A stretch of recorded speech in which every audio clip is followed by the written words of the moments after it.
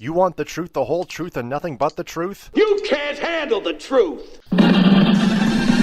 Well, we're giving you the Michigan Sports Truth Week in Review, the show that reveals facts, truth, research, and statistics and never messes around. We lay down the entire truth about everything regarding your Detroit and Michigan sports teams, no matter if it's good or bad. No junk, no entertainment, no homerism, no coddling, no pop culture, no opinions, no shilling, and no fluff. Head over to our website at michigansportstruth.com and like our Facebook page, The Michigan Sports Truth.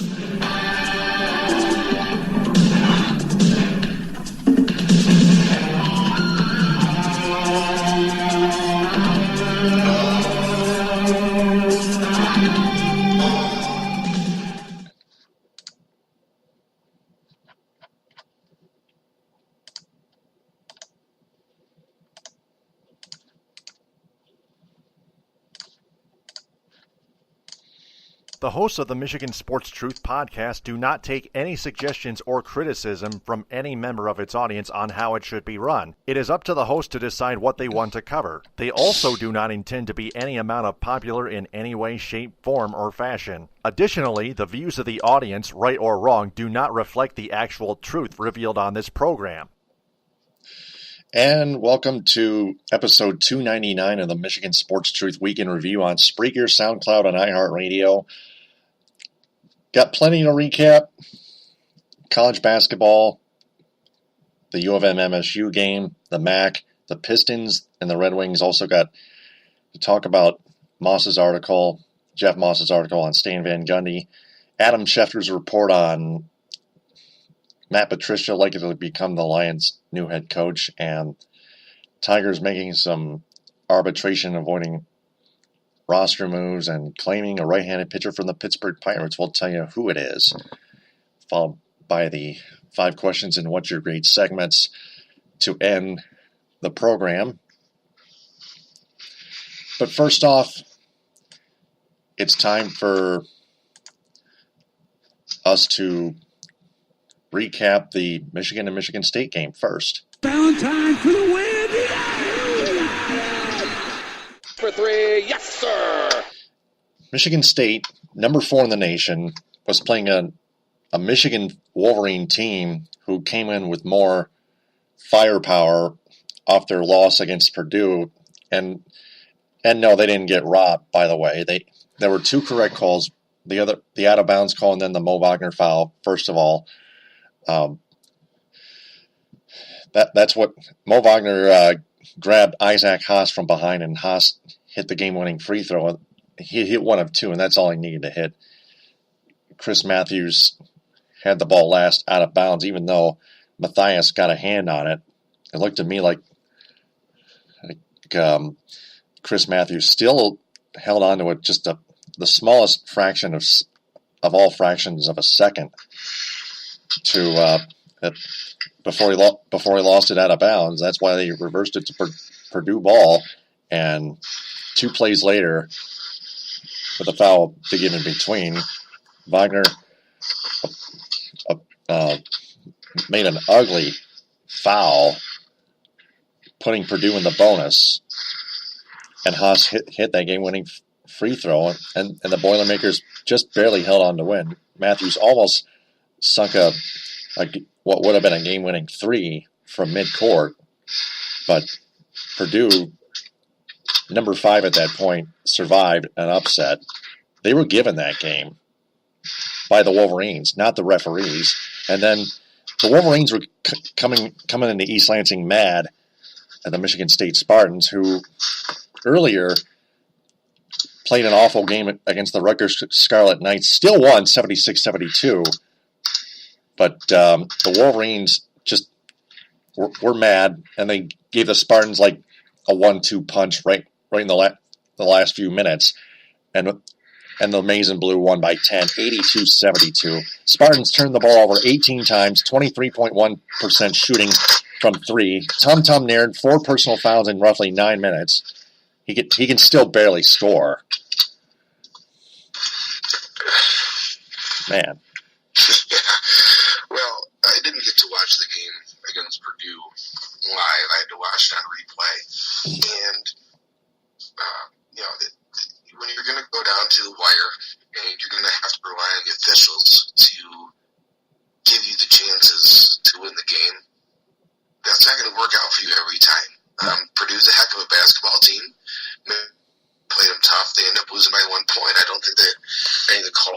wrong. I don't like the college basketball review process simply because it takes them way too long to make a decision, much like the NFL nowadays. I wish they would kind of put a time constraint on that, because that last possession that you described where Matthews lost the ball out of bounds, it was a real close call. I don't think they need to spend 5 minutes trying to decide which it was, because if you can't decide in the first minute, you probably should go with the call that was made.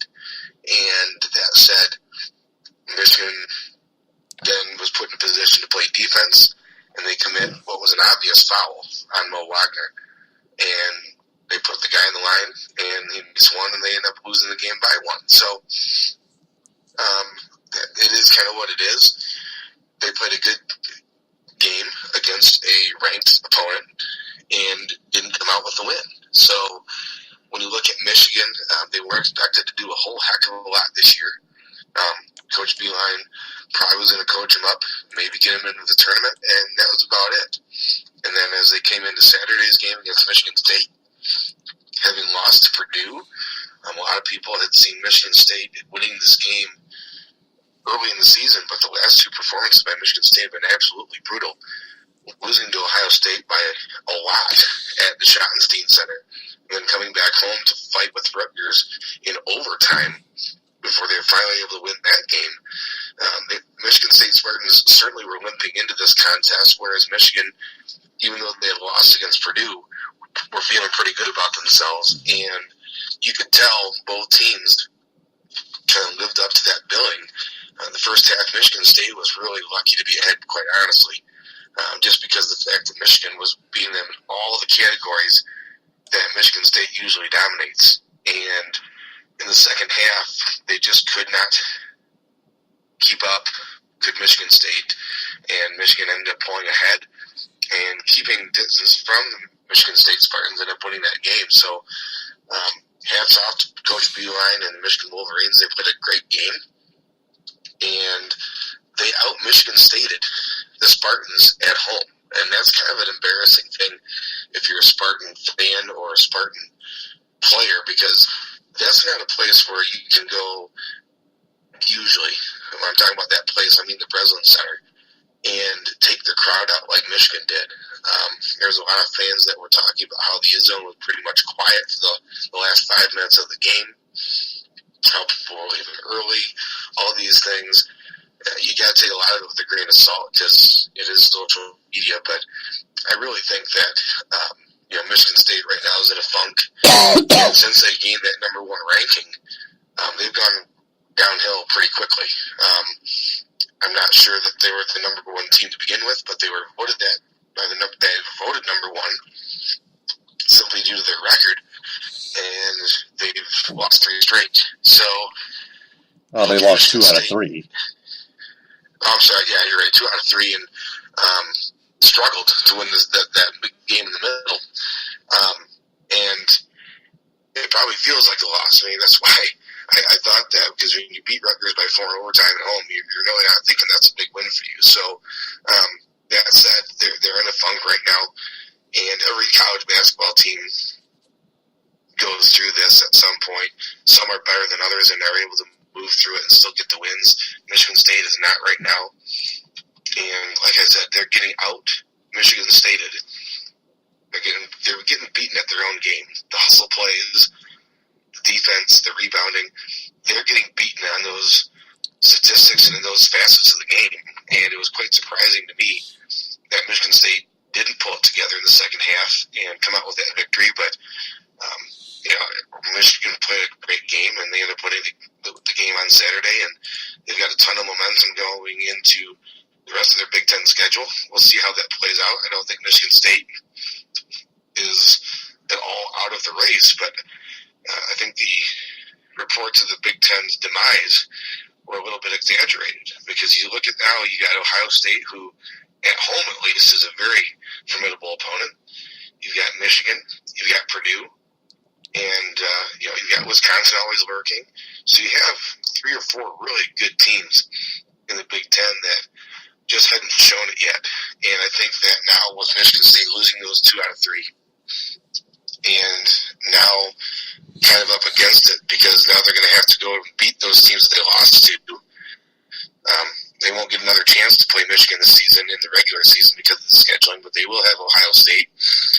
They're going to have to buckle down, and they're going to have to do some soul searching because they just didn't look like Michigan State. They didn't look like the teams that Tom Izzo usually has. They were very passive. They were giving up shots that they normally would take.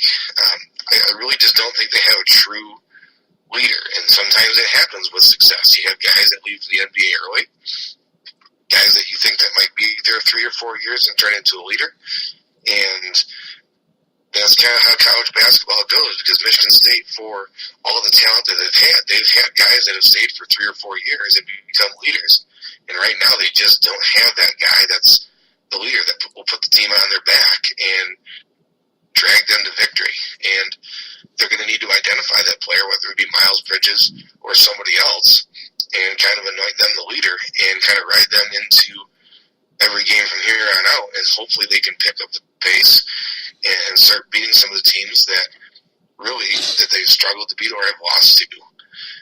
The caliber of teams that they're losing to isn't bad, but nobody projects that they lose to those 2 games, as well as struggle against Rutgers the way they did. So it's not something that you can take lightly, but at the same time, it's not time to press the panic button in East Lansing. Still a long way to go. Yeah, there's 2 months to go, or just under 2 months to go. So, including March Madness, by the way. If they can get it squared around, their schedule doesn't get much better, but it still is something that they can definitely work with, and they're going to have to get well against Indiana on a Friday. They have a long break, which will help them out because they don't play until Friday now. So they'll have a lot of time to reflect and figure out some things that are going wrong. And when they play Indiana on Friday at home, hopefully they've got a new outlook. And if you're a Michigan State Spartan fan, you really hope that they come to play in that game with some intensity because, like I said, I just didn't see that on Saturday. I know that they're trying hard, they're trying their best, but they're kids, and they just didn't have that intensity. I mean, it's a rivalry game. That's the only time you're going to play Michigan in the regular season all year because of the scheduling. So you know that's going to be a red letter game for both teams, and they did not come out with the intensity that I thought they would, and Michigan took advantage. So we'll see how this plays out. Michigan gets some momentum, and they'll probably be ranked. I don't know if they will be, but they probably will be. And Michigan State obviously isn't going to be number 4 by the time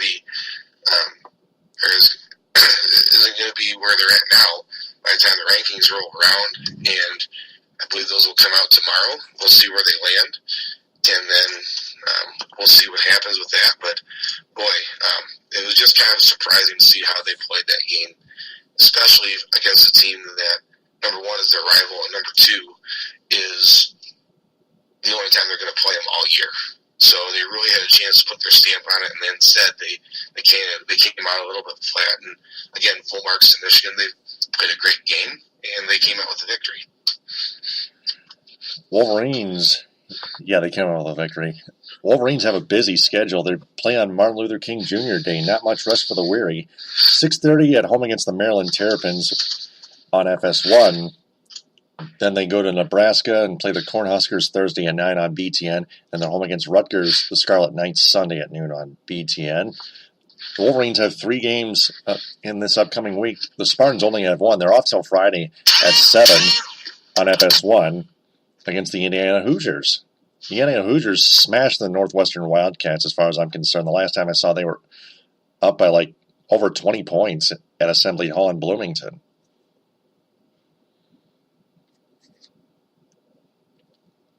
Buck, are you there? Vibrator. But really,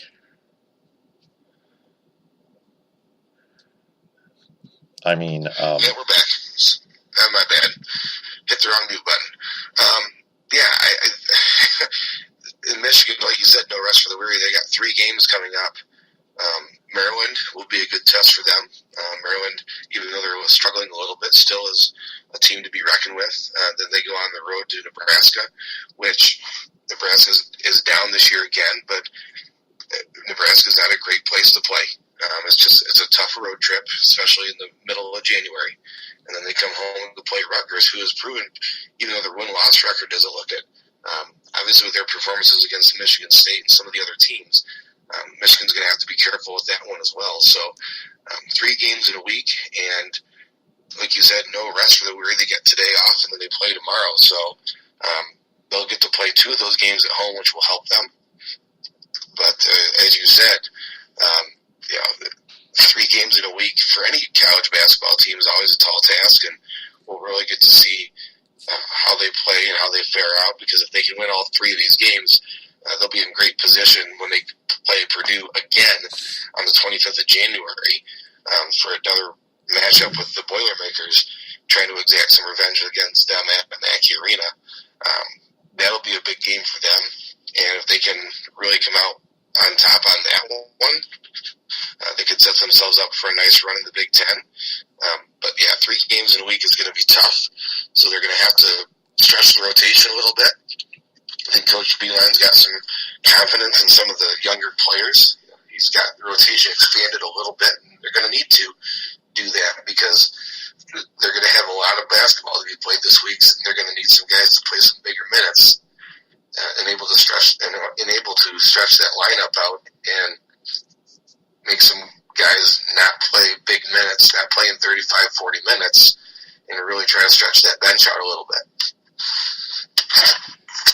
Then we head to the MAC. The Central Michigan Chippewas losing 2 in a row again. 3 in a row, rather. The last 2 to the Eastern Michigan Eagles in Ypsilanti, 79-74. And then at home against the Toledo Rockets just yesterday, 93-82 on a Saturday. In a game where Josh Kaczynski scored 2 points. He scored 0 against the... in the, I think like the second MAC game, but he scored 0 and then 2, and Geno Davis, the head coach of the CMU Chippewas, still trots him in the starting lineup. You are pathetic! Yeah, he's a little bit of a hole offensively in that lineup, and you would think that maybe Geno Davis would shift some things around and try to give them a little bit of a shake-up. I didn't think that they would lose to Eastern. I thought they would actually handle Eastern with some ease, and they ended up losing that game by 5. And then they came home, and Toledo, who's a pretty good basketball team, came out. I think the one thing for Central Michigan you got to look at is defensively they were kind of a mess this week. They gave up 79 points to Eastern Michigan. They gave up 93 to Toledo. And in the MAC, you've got to play some defense. It's just like the football conference. You don't have to play great defense. You just have to play enough. And for Central Michigan, boy, they struggled on defense both games this week. So a couple of things that Geno Davis is going to have to work on. And like you said, Josh Kaczynski in the lineup, in the starting lineup, playing 18 minutes, only getting 2 points against Toledo, getting a big bagel against Eastern Michigan. Not what you're looking for out of your starting guard. And maybe they make a shake-up and see if they can get some other guys in there and see if they can make a more effective starting lineup and get Kaczynski coming off the bench. Maybe he's better suited for that, or maybe he just needs some time to take a little bit of a break, and we'll see how that goes. But, yeah, 2 big losses for Central Michigan.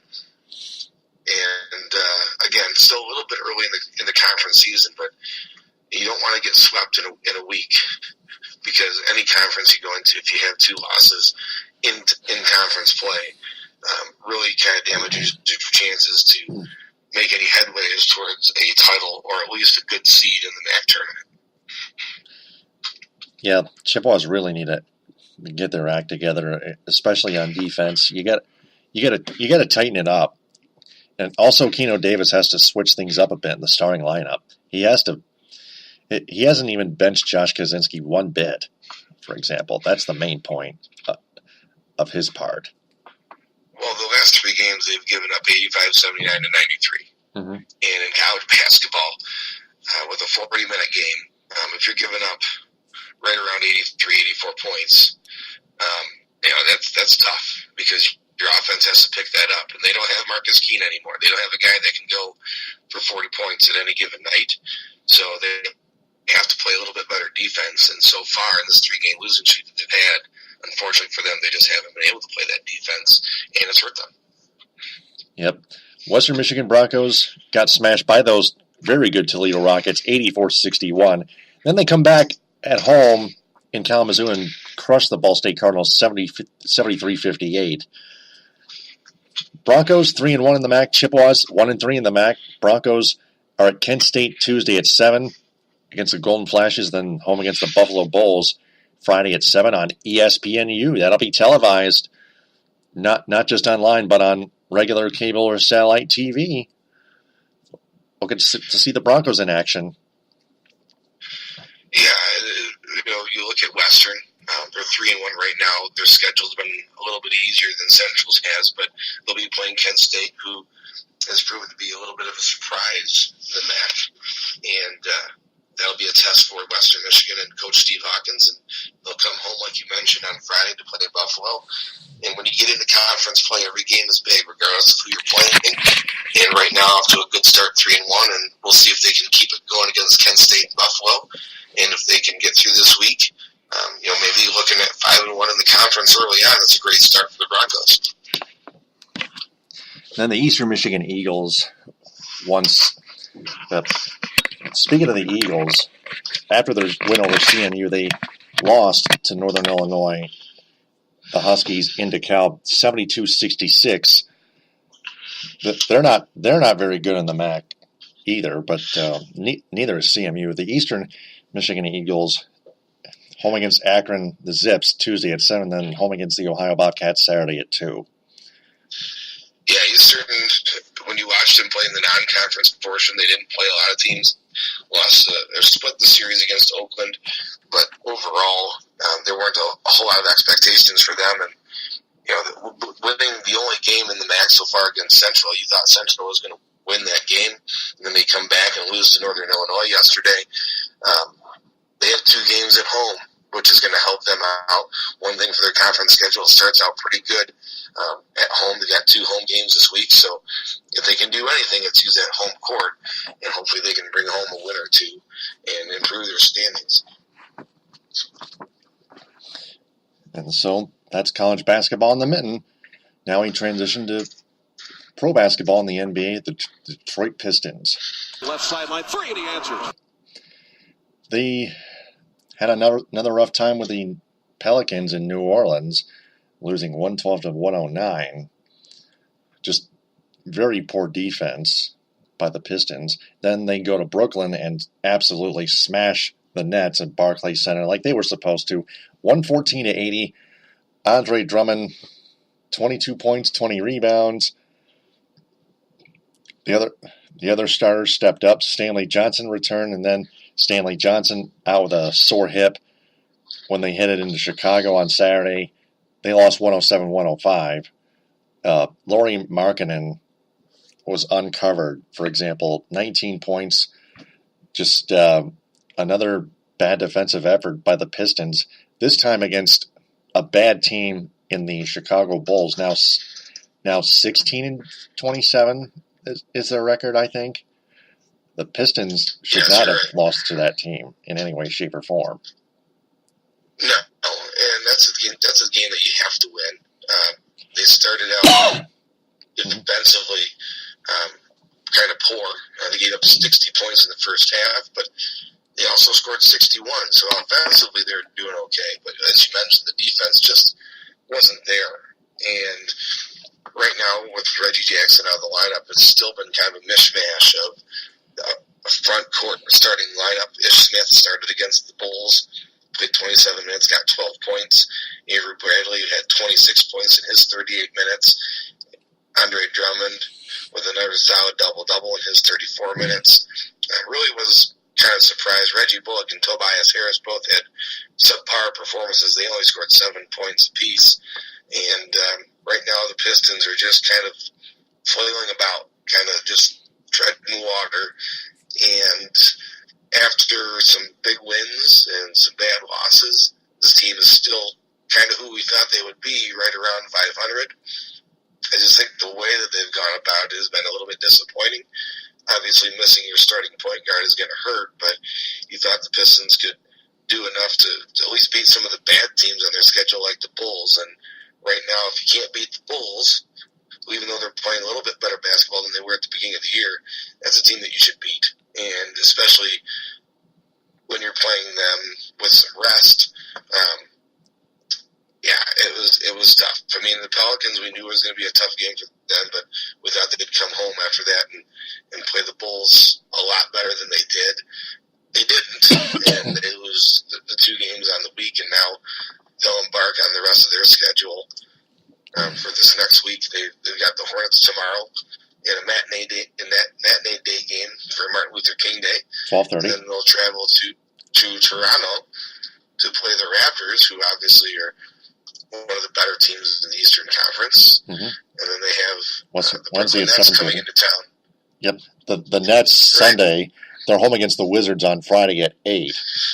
Yeah, a busy week for them, 4 games in 7 nights. And when you're out, when you have your starting point guard out, and you got 4 games in 7 days, again, you look down the bench and try to find some guys that can give you a spark. And right now, Stan Van Gundy is searching for that magic lineup, and he just hasn't been able to find it quite yet. A lot of teams, or a lot of players in and out of the starting lineup trying to make that front court work.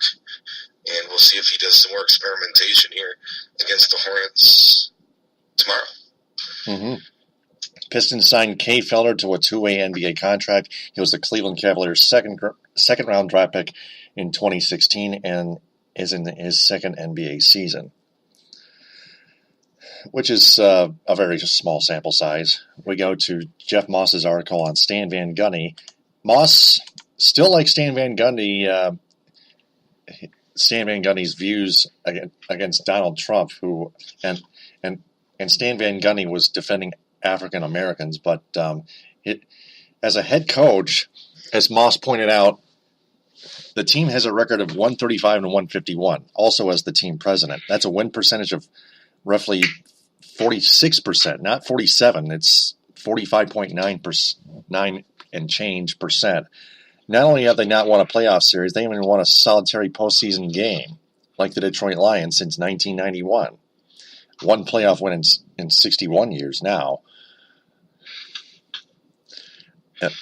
This is the point of Moss's article. Well, and you talk about Stan Van Gundy, the president.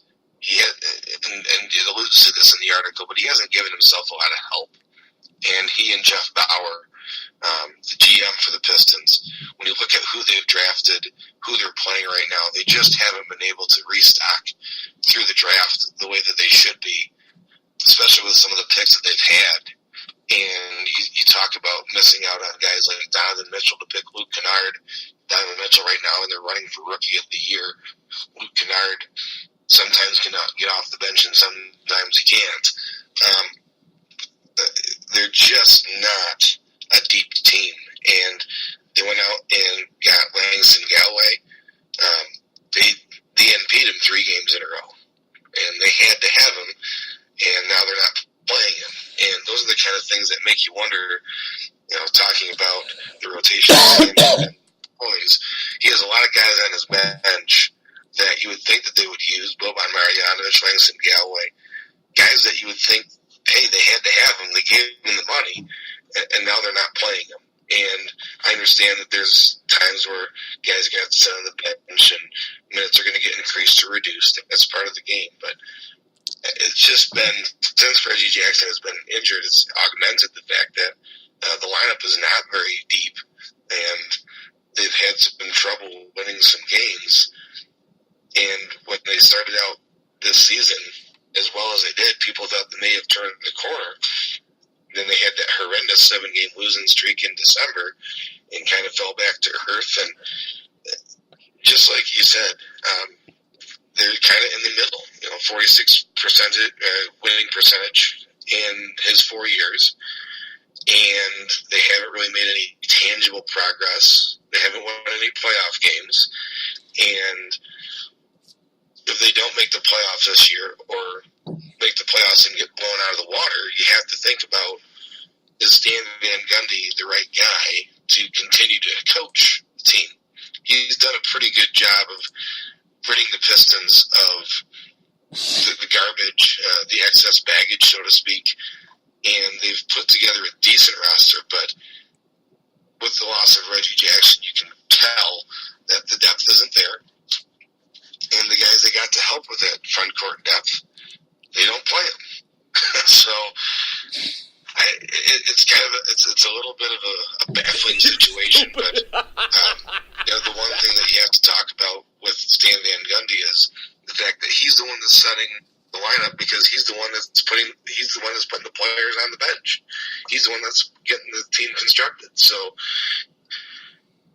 you're looking at a team right now that, when he took them over, wasn't much worse than what he's got right now. Because if you're not making the playoffs, it doesn't matter if you're 20-62, or if you're 39-43, you're not in the playoffs. And we thought last year would be their next step after losing to the Cavaliers 2 years ago in the first round. Instead, they go out of the playoffs. They regress in last season, and then this year got off to a pretty good start, but then have faltered and almost right back to 500. So it's going to be something that bears watching as the season goes on, because if they don't make the playoffs, or if they, like I said, they get blown out in the playoffs, you got to kind of wonder, is Stan Van Gundy the right coach to take this team to the next step? Stan Van Gundy has always been what I call a ceiling coach. He's kind of like Jim Caldwell. He'll get you better than what you were, but he's not going to get you to the spot where you want to be. And maybe they've reached their ceiling with Stan Van Gundy, and maybe they need a change at the head coach position to get some new thoughts in there and different lineup construction.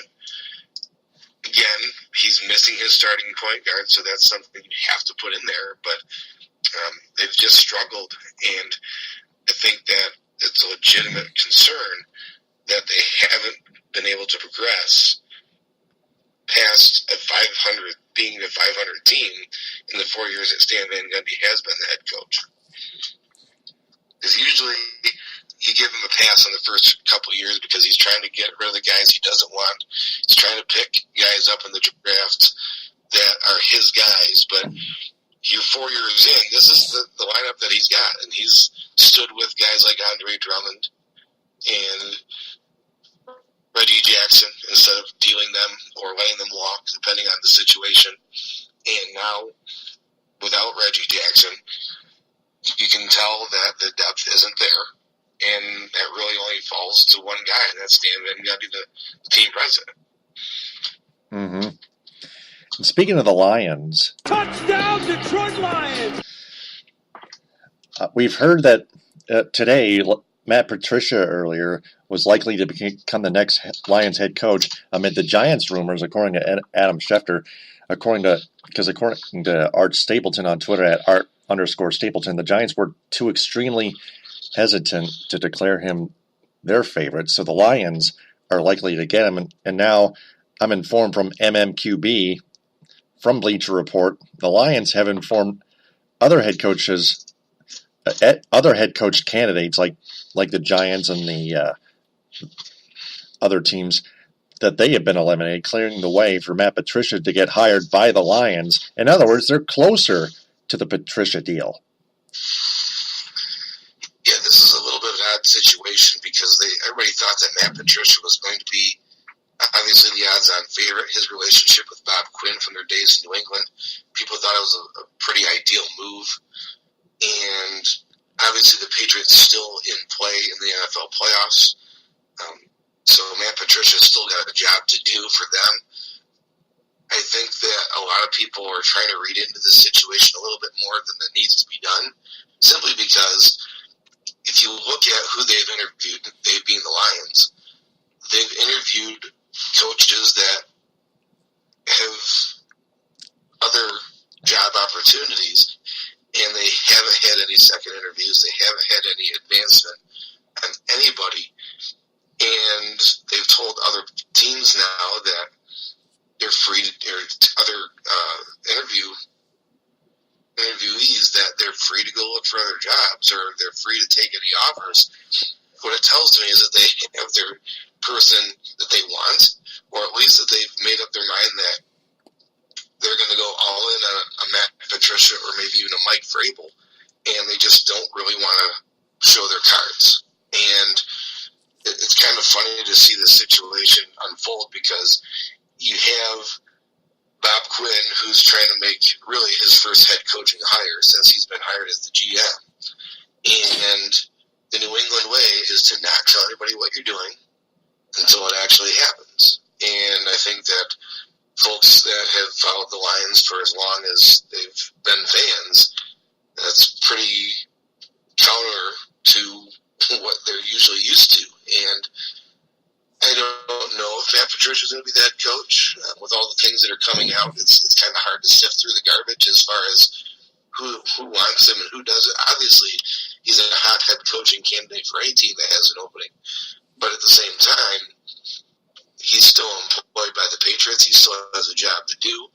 And it's going to be a little bit tough for him to come out and say anything, because if you remember last year with Kyle Shanahan, who got hired by the 49ers, he was the offensive coordinator for the Falcons, who had ended up losing the Super Bowl. And so he had to wait until February 7th to be officially named the 49ers head coach. But it was pretty much the worst kept secret in the 49ers camp that he was going to be the head coach, but they really couldn't say anything. So when you're talking about NFL coaching vacancies, the one thing you have to remember is there's no recruiting, there's no real tight deadlines as to when you need to have guys in place. I know that they like to have staffs in place by the time the Senior Bowl rolls around, the East-West Shrine game, all those showcase games that are very important to building rosters, scouting, drafting, all those things. But when your target is still doing another job, it's hard to really come out with a whole lot of information. So I think that the Detroit Lions have identified the guys they want, and they're going to have to be in a holding pattern until Matt Patricia tells them no. And if he does tell them no, then they've got other guys lined up. I think that Bob Quinn deserves a little bit of the benefit of the doubt here, because the guys that he wants are either A, employed, or B, he can't say anything because he's looking for the number one guy in Matt Patricia, and if that doesn't come through, then he has to wait and see, make sure that his other guys don't get hired out from under him, his other alternatives, and it's going to be a little bit tough. But I think that once the Patriots season ends, whether it be next week or whether it be after the Super Bowl, we're just going to have to wait and see. You really can't read the tea leaves too much, because everybody's going to say that Matt Patricia's a favorite for any of those jobs that are open, because he, quite frankly, is. But he's the one that's going to make that decision, and at this point it just becomes a waiting game, and it's tough for the fans because they want to know who the head coach is going to be and all those things. But right now, I just don't think that there's anything to be said other than Bob Quinn probably has all his chips in on Matt Patricia, and we'll have to wait and see when he is finally done with his season, if he does become the head coach of the Detroit Lions. What if the Lions planned ahead and waited at the same time just to reserve their spot for Matt Patricia as their next head coach? Any team could do that. Right. I mean, you don't have to hire a guy right now. No. If you look at the coaching vacancies, you're talking about the Indianapolis Colts, Arizona Cardinals have a spot open with Bruce Arians leaving. There's other coaching vacancies out there. And right. I think that everybody's kind of waiting for that domino to fall, which is Matt Patricia, because he's the number one head coaching candidate. And if they want him, they're going to have to wait in line just like everybody else. If they don't want him, then they're going to go ahead and hire somebody else. Right. So it's a waiting game. And I think that everybody, in today's social media age, everybody wants an answer right now, and they want it before anybody else gets it. And this is just not a situation that's going to happen. Right. Now we transition to the Red Wings. They got 5 days of rest before they played the Penguins, like we pointed out, and they got schooled by Crosby, Malkin, and company 4-1 at PPG Paints Arena, the defending Stanley Cup champions, getting an easy win against the sluggish Red Wings. And then the Red Wings go to Chicago and absolutely annihilate the Blackhawks 4-0. The Blackhawks, of all teams, struggling. Fourth place in the wild card, tied for third in points, only in points for the San Jose Sharks with 50. The Red Wings, 5 behind the 3 teams with 48 points, the Flyers, the Islanders, and the Hurricanes. 1 point, we're all 1 point behind the Rangers for that second wild card spot. And Pittsburgh Penguins just smashed the Rangers in the end 5-2 at PPG Paints Arena. So they swept their 2-game weekend homestand on their home ice. The Red Wings, however, have jumped the Florida Panthers by a point at 18-18-7 with 43 points. The Panthers 18-19-6 with 42. Canadians with 41, Sens with 39, Sabres with 31. So the Red Wings still hanging around the middle of the pack, but below those 2 wild card spots, still not tanking like we should, like we think they should. Well, you look at the Atlantic Division, and it's not very good. You have the Lightning, the Bruins, and the Maple Leafs all with 53 points or above. The Lightning, obviously, the best team in the NHL right now with 65 points. The Bruins and the Maple Leafs are battling for second place. And then you have the rest of the group there, with the Red Wings right now headlining that group at 43 points. They're going to have to they're going to have to get in with a third place finish, and because with all those other teams in front of them in the wild card standings, all right now residing in the Metropolitan Division, they're going to have to hop a lot of teams, and that's probably not going to happen. So the only thing that they can hope for is a Bruins or Maple Leafs collapse, and then they get hot, and that's going to be a real stretch because both of those teams are right now playing pretty good hockey. Maple Leafs had a little bit of a hiccup, but they're still 10 points ahead of the Red Wings. And now that you've passed the halfway point of the season, if you're the Red Wings, you have to look at again. When it comes up like it did last year, you can only jump so many teams at a time. And even though you're only so many points out of the playoff race, whatever those totals may be, you have to hope that all those other teams lose, and that just doesn't happen. So if the Red Wings find themselves in this similar position in another month, obviously they have to make a decision as far as who they're going to trade, or are they not going to make any trades. I really think that when you look at the situation that they have, they shouldn't really be shy in trading a lot of guys because they have a lot of players that other teams would probably give a decent return for. And when you're trying to rebuild a roster, you cannot be scared to make a deal, especially with guys that maybe you're trying to wait on to see if they develop or not. And when you're 10 points out of the conference race and you don't have a hope for the wild card, that's not a great situation. So I obviously don't think they'll be trading guys to build up the roster, but it'll be interesting to see what trades they look at if they're in this position a month down the road. Because obviously if you're not going to be in the playoffs, your goal is to strengthen your roster through trades, and they're going to have to do that because right now, looking at the free agent class, they're not going to have any money to sign any free agents. Absolutely not. And they're going to have to get better, and the best way to do that is by trades. Yep, they're going to have to sell, too, in other words, to sum it all up, just like they did last year. And Ken Holland doesn't know how to sell right. You'd hope they'd be more aggressive than they were last year because of the way that they came out. They didn't really they got some picks, but they didn't trade nearly as aggressively as they should have for a team that ended up with the 9th overall pick. If you're not going to win, get as much as you can. And we know that Ken Holland, that's not his style. But you have to look at it, and he is not under contract for next year. A lot of rumors flying around that this will be his last season as the Red Wings GM. So again, no extension talks. No, none at all. And you have to set the table for who's coming in next. And the best way to do that is to give them a fresh start as best you can. And they have a lot of bad contracts on that team. So try to free up as much money as you can and get some assets in return for those players. Mm-hmm. Red Wings home for 2 against the Stars Tuesday. Hurricanes Saturday. They get 3 days rest in between, almost as long as 5. And then they're next week Monday, a week from tomorrow. They're in New Jersey at 7 against the Devils at Prudential Center. Tuesday the 23rd, they're home against the Flyers.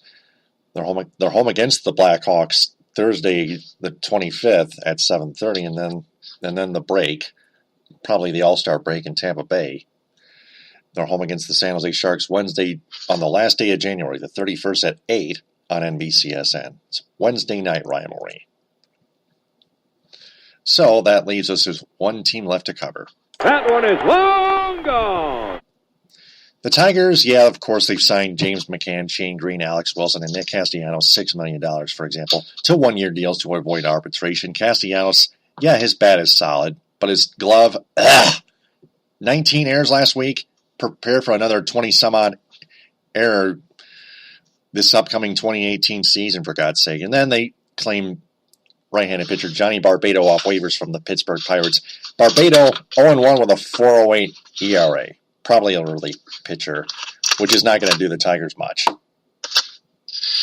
they had to fill a spot on the 40-man roster. They had a vacancy, and they were looking for somebody they could pick up and try to use. I don't know if Barbato will make the 25-man roster that goes north out of Lakeland, but they have to have 40 guys on the 40-man roster. That's why it's called that.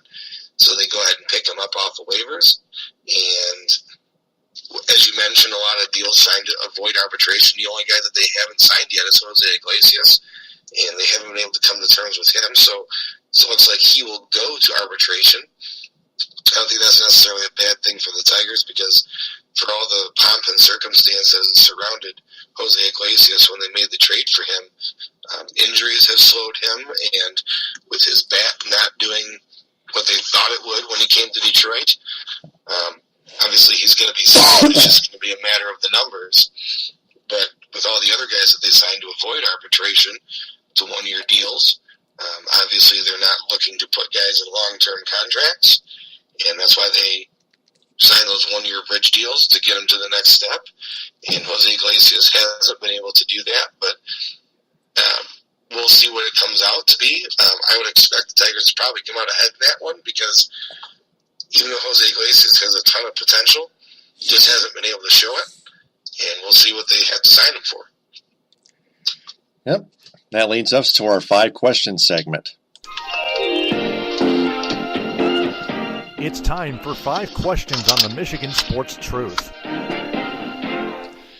Question number 1, is the Michigan State Spartans men's basketball team's top 5 ranking in the AP poll a farce?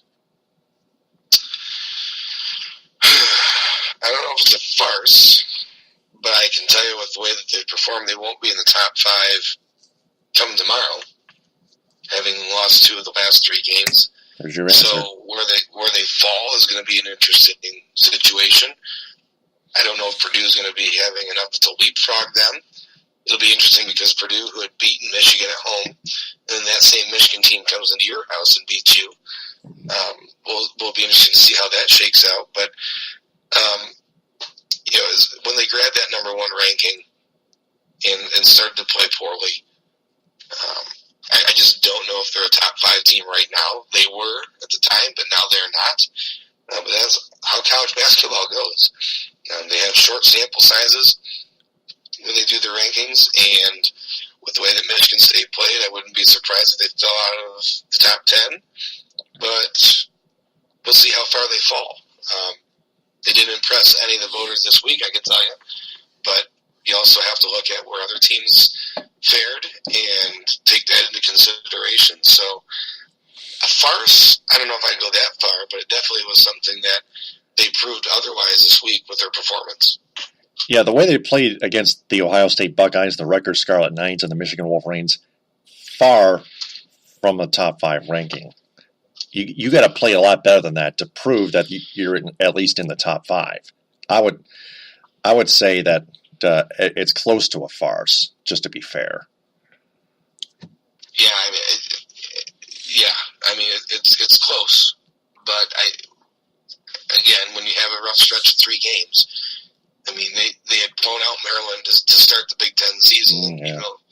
And everybody looked at that and said, "Boy, they're really good." And then they went to Ohio State, got killed, barely beat Rutgers at home, and then lost another home game to their biggest rival in conference. So, didn't do themselves any favors. No. Next question. Question number 2: Are the Michigan Wolverines actually good enough to reach the top 25 in the AP poll? They still have a ways to go yet. Yeah, I think they might get in just because of the strength of beating Michigan State. But that's when the voters, when you look at it, again, Michigan State's struggling. They won't be in the top 5. They might not even be in the top 10. And that drags your weight of that win down a little bit. I do think that Michigan's probably going to sneak in to the rankings. But if they don't, with the way that they've played this season, it wouldn't be surprising at all. But I don't think Michigan's goal, again, is to be ranked or to be at any certain point. They just want to get into the tournament, win 20 games plus, get into the tournament, and see what can happen. As we saw last year, they were real close to getting to the Elite 8, losing that game to Oregon, and they weren't considered a top contender last year. So I don't think they pay much attention to it, but we'll see if they sneak in. Also, they came very damn close to beating Purdue at home, too. Right, and those are the things you look at, and I can see it going either way, just because of the way that they performed this week. And again, it really depends on the player, or the teams around you. Do teams ahead of you fall? Do teams ahead of you get voted up? The teams that you beat, what happens to them? It all works into the equation. Like I said, I wouldn't be surprised either way if they were or if they weren't. Yeah. Next question.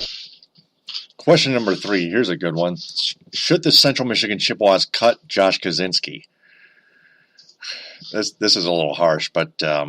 I don't know if you can cut him, but starting lineup, I don't know if you need to put him in there anymore. No, never. He's really not been what Geno Davis has been looking for in a starting guard, not scoring the basketball. They've struggled defensively.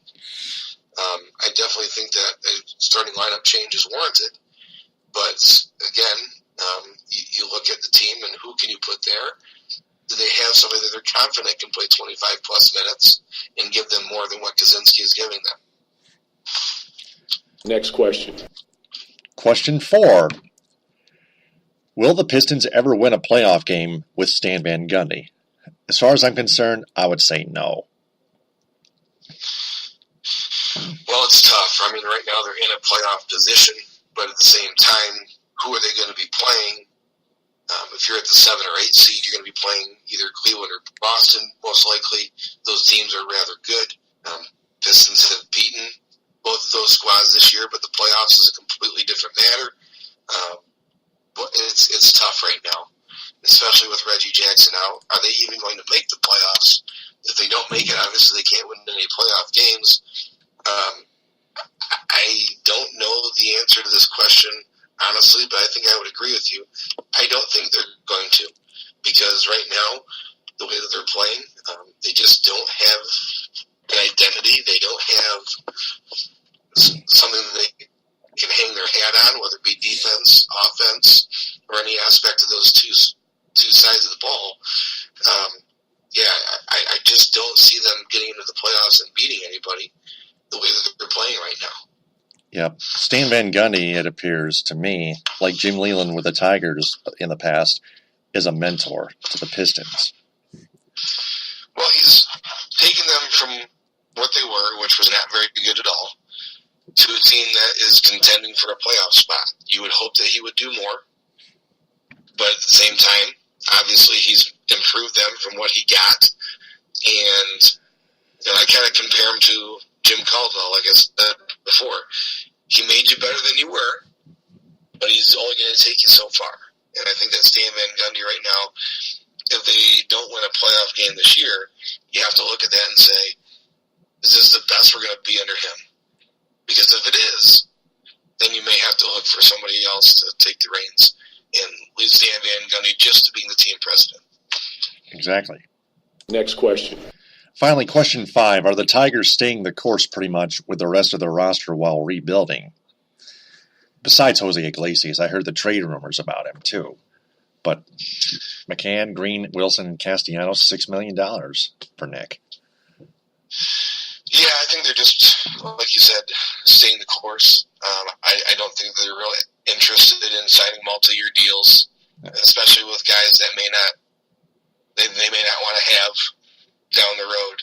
They don't have enough money. They don't have enough money, and if they do, they have enough money, but Chris Ilitch doesn't want to spend it because they obviously are looking to trim payroll. They're not looking to add it.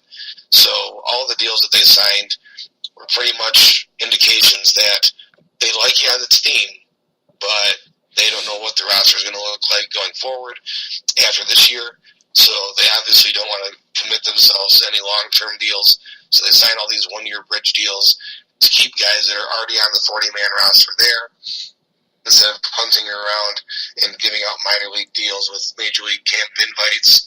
So it helps them solidify what their 25-man roster is going to look like, but it doesn't commit them to anything past this season. Mm-hmm. So that wraps up our 5 questions segment. And to our entire audience, if you want to answer those 5 questions, just replay that segment portion of this episode and answer them the best you can without going out of line. Now for the other segment. Pencils down, everyone. It's time to find out what's your grade. Just one event to grade, the Tigers claiming Johnny Barbato from the Pirates. I'm going to give this a D+, just to be fair, because, again, it's a small sample size. Like I mentioned before, Barbato 0-1, 4.08 ERA. And like you mentioned, he's just trying to make the 40-man roster. Probably not going to make the 25-man roster. So, just a minor leaguer. I'll give it a D+, just to be fair. Yeah, I'm going to go right along with you. I'm going to go C-. Simply because they need relief help. I don't know if he's going to make the 25-man roster or not. I don't think he would be. I don't think he's projected to be, but guys get hurt. Things happen. You want somebody with at least some experience. They've pitched in major leagues if you can help it. And I think that's what they did. They got a guy that they know has pitched at the major league level. He performed a little bit below average, and they just got him because he was there. The Pirates didn't want him. And they needed somebody to fill that spot, and so they went out and grabbed him. It's not an earth-shattering move by any stretch of the imagination, but I have 40 guys. It's a 40-man roster, so went out and grabbed Barbato, and it'll just give them a little bit of depth. Probably start in Toledo, or if they find somebody else better, ditch him and find somebody else.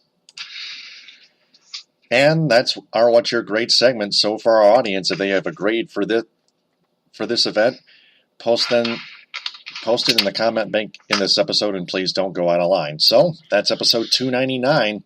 Before we sign off, we want to remind everyone to share this episode and our entire podcast on social media and have their friends share that as well, because we want to tell them that the Michigan Sports Truth podcast is searching for a wider local audience that's fans of sports. So please spread the word about the Michigan Sports Truth podcast and its Facebook page. Buck, Geno, we're just about there to episode 300, the 300th episode of the Week in Review edition. I can't wait till next week to reach that mark.